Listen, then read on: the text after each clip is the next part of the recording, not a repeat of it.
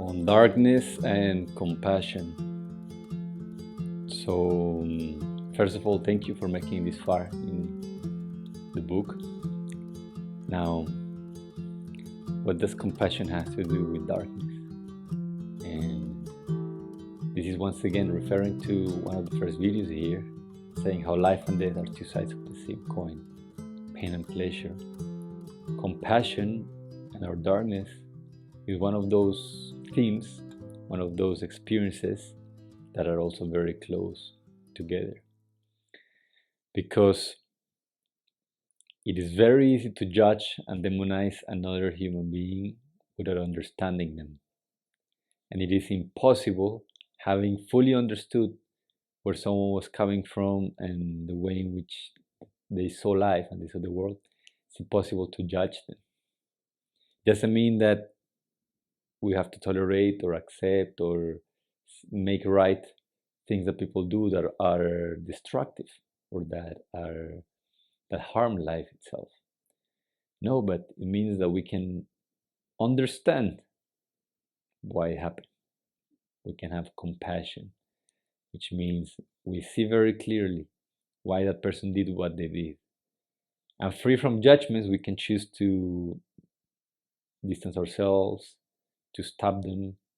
But this stopping them is not coming from a place of hate, of rejection, of feeling like a victim of an aggression, but it comes from a deep understanding. So, for example, imagine that maybe you love dogs and you want to get a dog.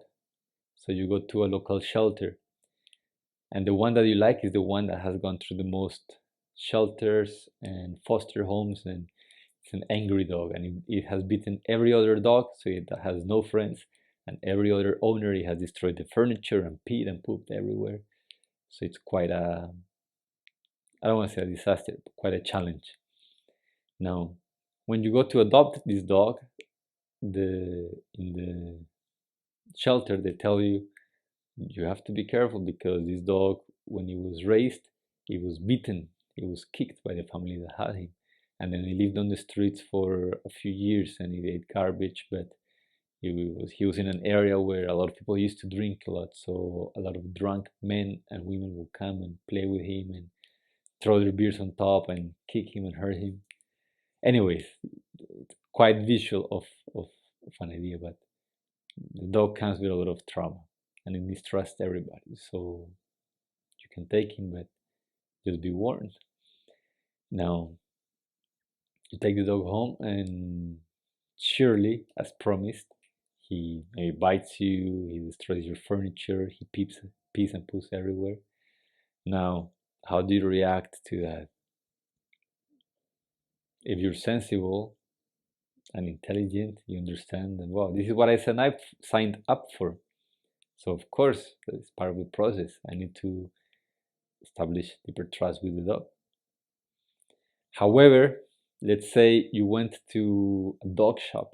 I don't know if they have those anymore, where it was promised that this dog is well behaved, and you say sit, it sits, come, it stays, it cleans its own poop, it showers by himself, everything is the perfect race.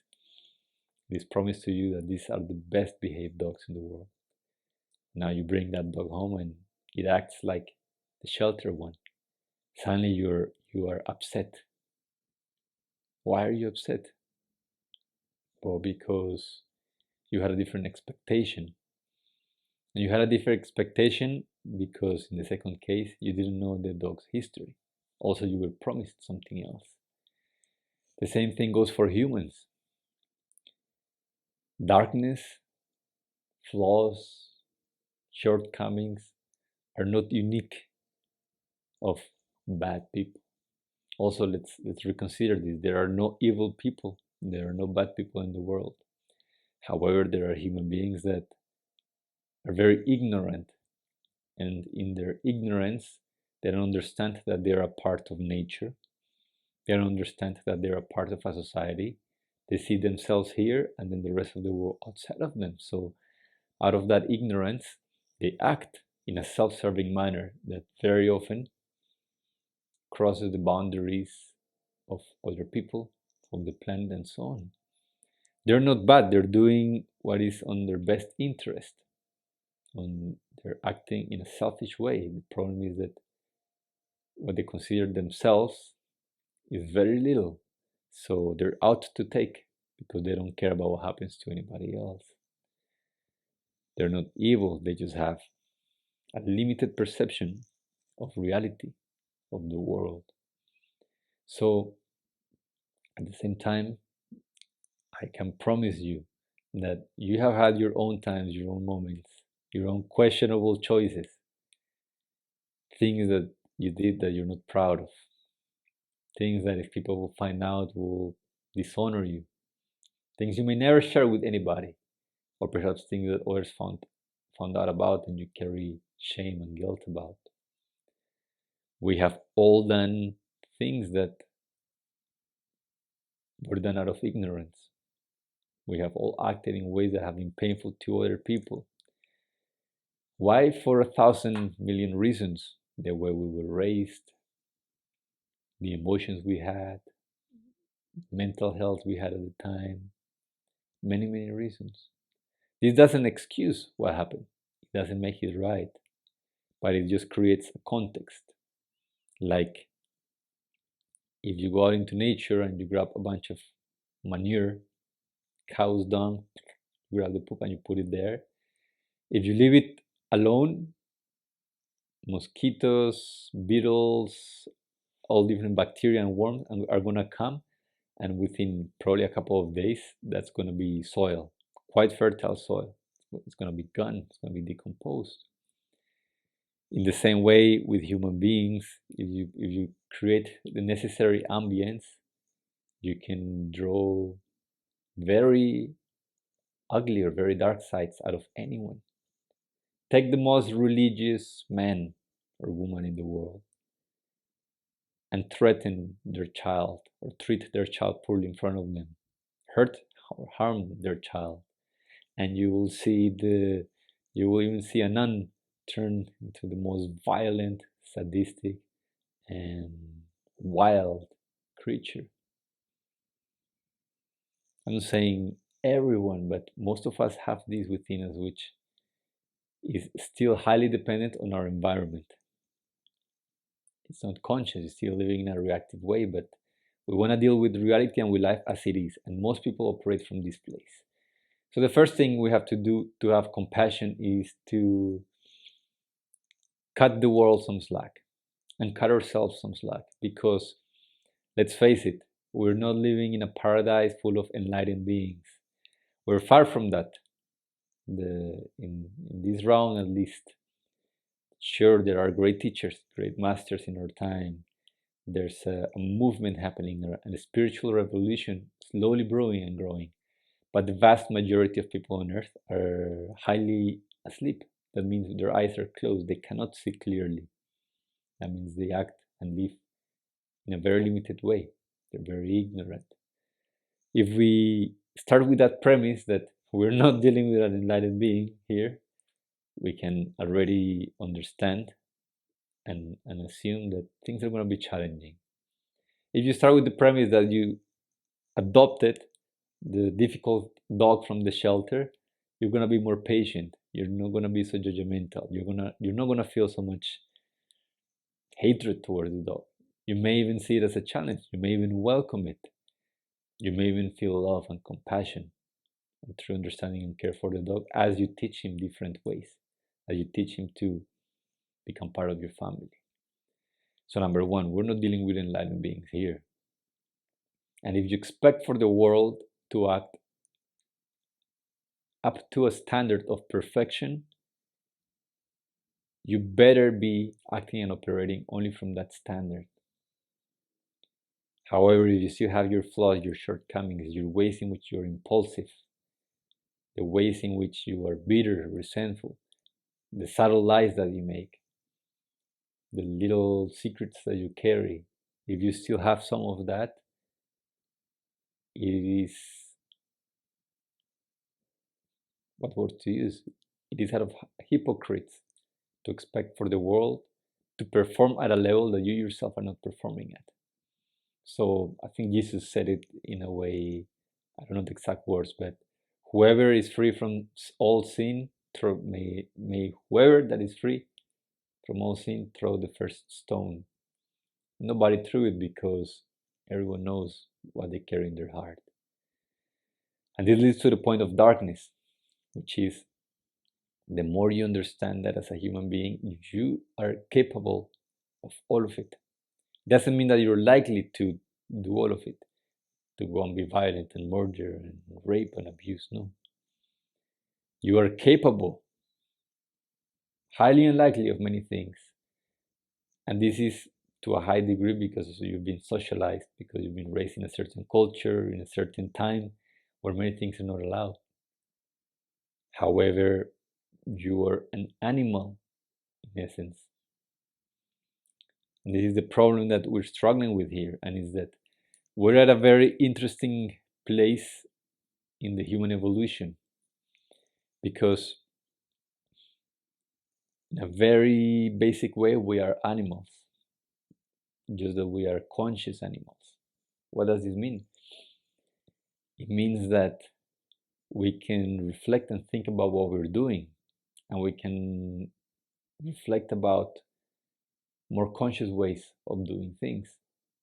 If you see the birds of prey eating the baby turtles alive as soon as they come off the egg and they're running towards the ocean, you see the mother turtles, I mean, I don't know if you see this, but they're crying, seeing how their offspring is being eaten alive. You may think, oh, this is unfair. But the birds of prey have their own babies to feed. So nature is doing what it knows to do to survive at the expense of other creatures. Sure, it's just the cycle of nature. Something has to die for something else to live. Whether it's the bacteria, the plant, the fruit, the animal, it's a cycle. No right or wrong, it's just what it is. However, as human beings, if you operate from this place, then you become what people call evil. Because as long as your survival is guaranteed, you don't care if others die, if others suffer. On the other hand, being a conscious human means that you transcend your reaction, you transcend your impulses, you transcend the animalistic part within you. It means that you learn to act out of a sense of inclusion. It means that your brain and your heart have become so evolved that you no longer see separate from all of creation. A dog may think that he is a dog and that the other dogs are against him. A worm, a snake, a bird, a turtle.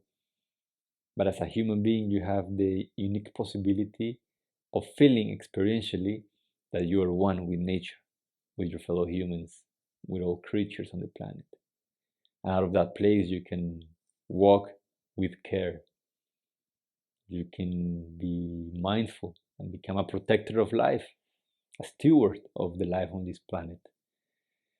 Now, those are the two extremes, or not extremes, those are the two energies that we're playing with, the two energies that are just starting to intersect.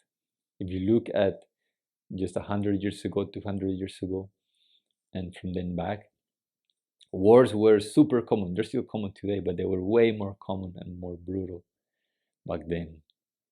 And slavery was a thing, and there was a lot of dissociation and disconnection between human beings. Women were lower than men, were used and abused. They were treated as an object. So you can see that the perception of people was, in many ways, quite animalistic and brutal and self-centered. And things have been evolving. Now we recognize, well, of course, a woman is equal as me. Of course, you cannot own people because they are people, they feel. They deserve their freedom. Of course, wars are not healthy. They destroy life and create so much pain and calamity. Now you see the consciousness is seeping in more and more. So to have compassion, you have to acknowledge that we're at a very strange point where we're not fully yet conscious and in charge of our system, our mind, our body, our heart. But we're also not unconscious. So we need to hold and embrace both sides of ourselves. We need to embrace a body that has needs and desires and reactions to things, sometimes demands, and a consciousness that is free from all needs. A consciousness that is awareness itself, that is love itself. And then throughout your day, sometimes you are more animal than you are a conscious human.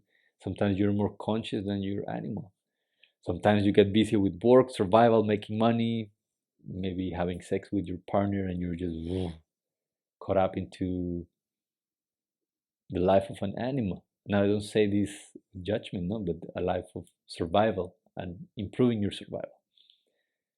And you forget about God, spirituality, self-development. You don't care as long as you make money, you have a big home and a partner or partners to satisfy your needs. And then some other times you're deep into sacred states, deep into your spiritual journey, in reverence to the divine, connected to something higher.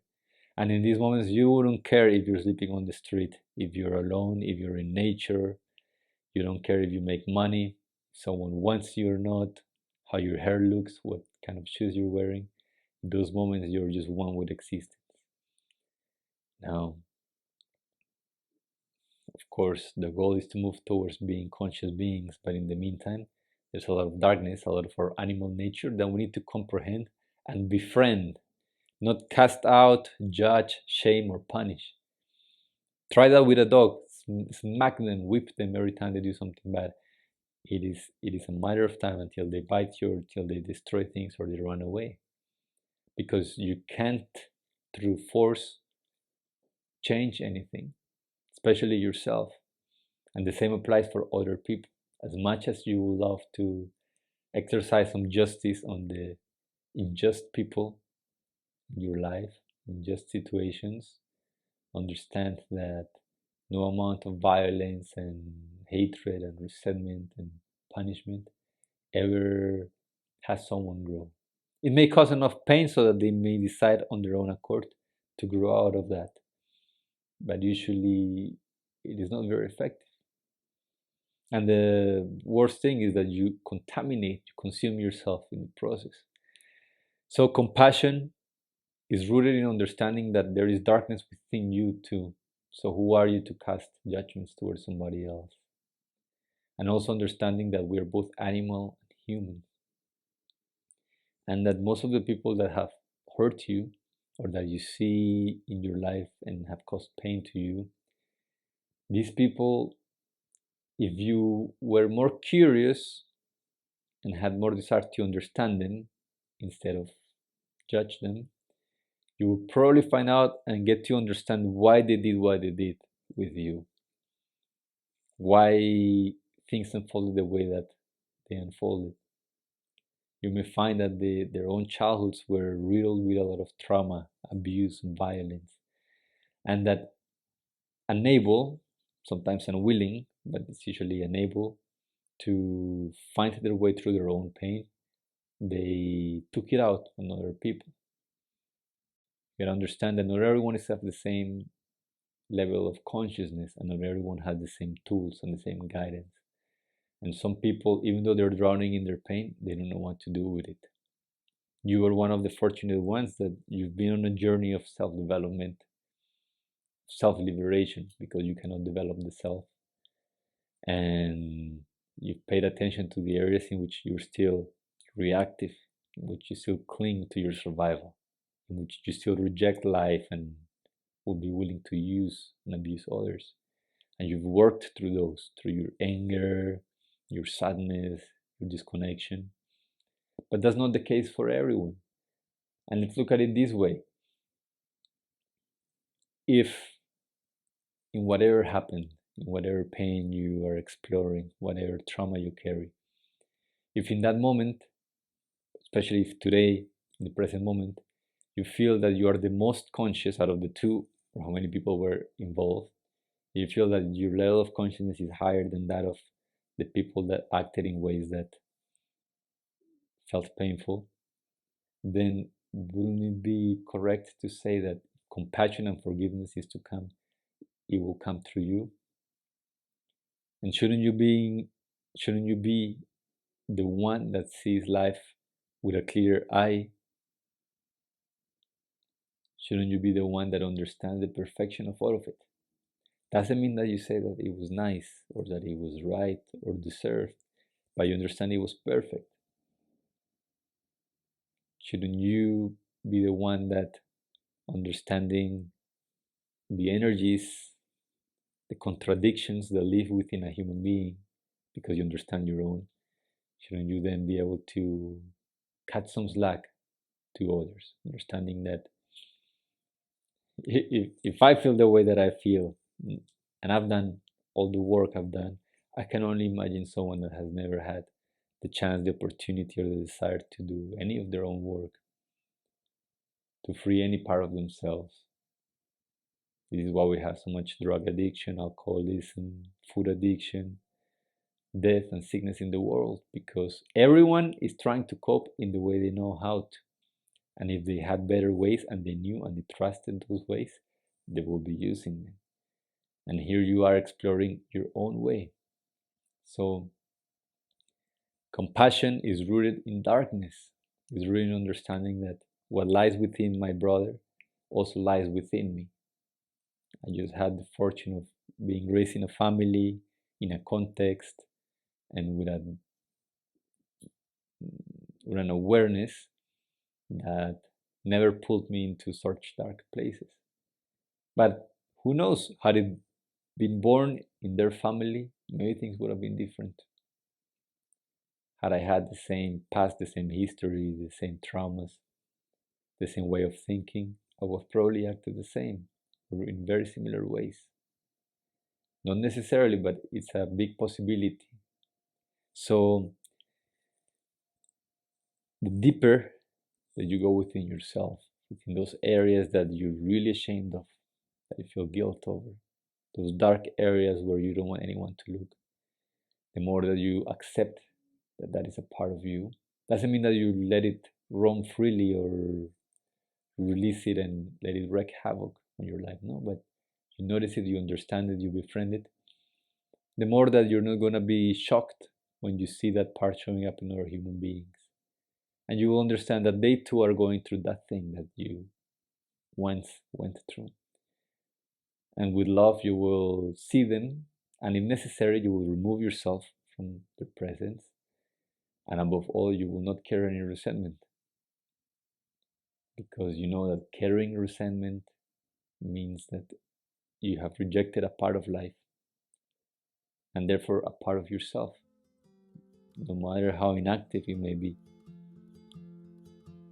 Compassion is receiving life with both hands, with open arms, being more curious and interested in understanding than in punishing. I hope this was useful. Once again, if you have not done so yet, please go to the platform where you bought the book and leave me a review. These reviews help people like you find about tools and books like this. Thank you once again, and see you soon.